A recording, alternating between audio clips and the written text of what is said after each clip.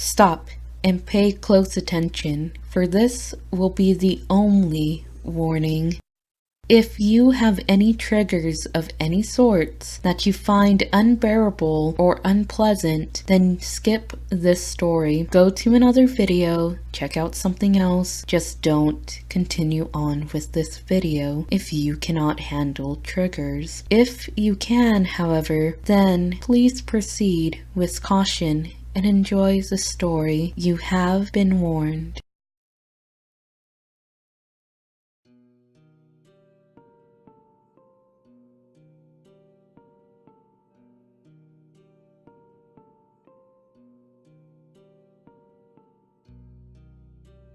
The year my mother and father were wed, my father bought his wife a very beautiful baccarat chandelier. It weighed 1 ton and hung down 2 entire flights of stairs.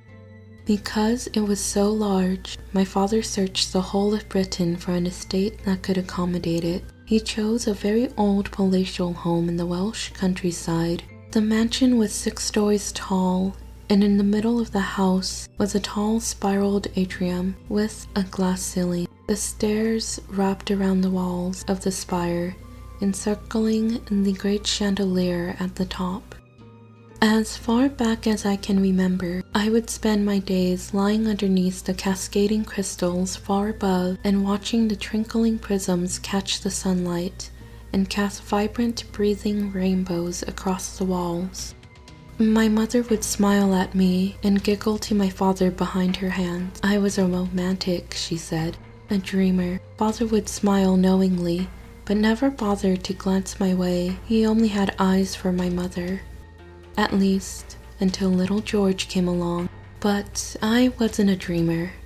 No, I fought sleep with every breath. I much preferred to spend my evenings dancing in the star fields that twinkled in the spire on clear nights. If moonlight shone into the great atrium, it was transformed by the baccarat into 1,000,000 shimmering, glittering tiny stars. The chandelier was always gently swaying, even without a draft in the house, and it would make the crisp, vibrant celestials dance upon the wall to a song only I could hear, and I would dance in the star fields. One day, I awoke from an afternoon nap to the loud but sluggish groan of protesting metal. I arrived at the banister just in time to see the baccarat's metal support snap in two. The chandelier fell half a story until it was brought to an abrupt and violent halt by its last remaining support, a thick nylon rope. George was playing with the train set far below, and I screamed at him. He looked up at me for just a moment, and then he was obscured from my view as the nylon snapped. The chandelier went crashing down 5 stories to the first floor, where my mother had thrown herself protectively over George. My father would only shed his tears for them behind closed doors.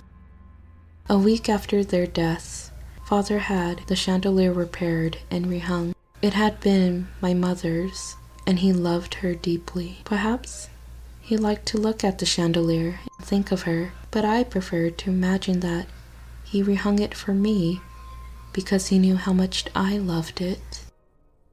But the chandelier wasn't the same.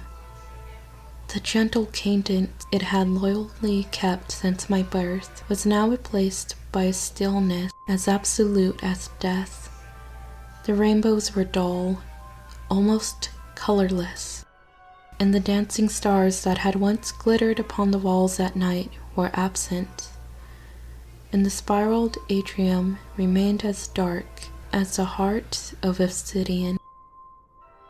I still spend my days and nights lying on the floor, looking up at the chandelier and hoping its magic will return to me. Some days, I can almost see the vibrant colors and speckled starlight. Most days, I see nothing at all. But nothing at all is better than the nightmare that peeks through the veil sometimes, cruel and uninvited. Sometimes, I can feel the cold and the hunger and the pain in my chest Sometimes the dark nights and dull days make sense. Sometimes I can see the chandelier for what it really is. Because sometimes I remember that it wasn't the chandelier my father hung at the top of the atrium that day. It was himself.